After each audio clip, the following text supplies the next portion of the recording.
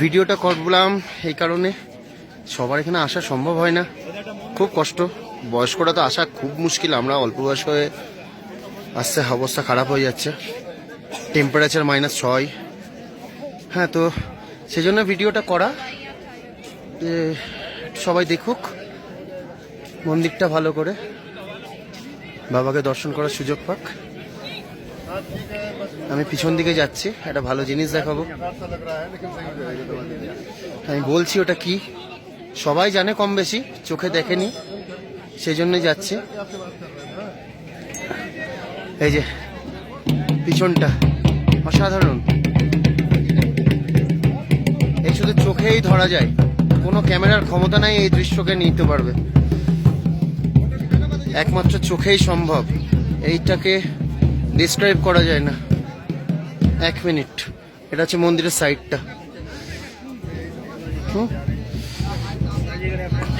আর এই যে ড্রেনের মতো জায়গাটা, এটা দিয়ে 2012 সালে যে বাঢ় এসেছিল সব বইয়ে নিয়ে গেছিল উত্তরাখণ্ডে, কেদারনাথকে ধ্বংস করে দিয়েছিল প্রায়, সেটা এখান দিয়ে এসেছিল এই ড্রেনটা দিয়ে। আর এই যে আমি এটাই দেখাতে আসছিলাম, এটা ভীমশিলা। যখন বাঢ়টা হয়েছিল তখন পাথরটা নিজে থেকেই এসে, অদ্ভুত ব্যাপার, এখানে দাঁড়িয়ে গেছিল, জলে তড়ে এসেছিল, কিন্তু এই মন্দিরের ঠিক পিছনে মানে প্রায় 20 ফুট দূরে এসে এটা দাঁড়িয়ে গেছিল, আর নড়েনি। এবং মজার কথা, পাথরটা অনেকটা সাইজটা মন্দিরের মতোই। এই যে আমি দেখাচ্ছি, দেখলে বোঝা যাবে। এই যে দেখুন, মন্দিরটা এখানে গার্ড হয়ে গেছিল, এখান থেকে এসে জলটা দুটো ভাগ হয়ে মন্দিরের পাশ দিয়ে বেরিয়ে গেছিল। ক্ষতি তো হয়েছিল মন্দিরের, তবে ধ্বংস হয়ে যায়নি। এটা দেখানোর ইচ্ছা ছিল সবাইকে, সবার আসা সম্ভব নয় এখানে, আবার বলছি খুব কষ্টকর জায়গা। হেলিকপ্টারে আসা যায়,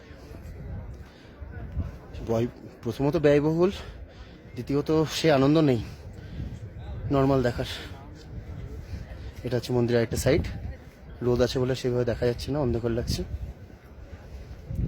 এই যে লাইন পড়েছে লোকের পুজো দেওয়ার। একবার পরিবেশটা দেখে আমি ভিডিওটা বন্ধ করে দেবো, আমাদের বেড়াতে হবে, প্রচণ্ড ঠান্ডা, কষ্ট হচ্ছে। ওয়েদার চেঞ্জ হওয়ার আগে আমরা বেরিয়ে যাবো এখান থেকে। জয় ভোলেনাথ, বাই বাই।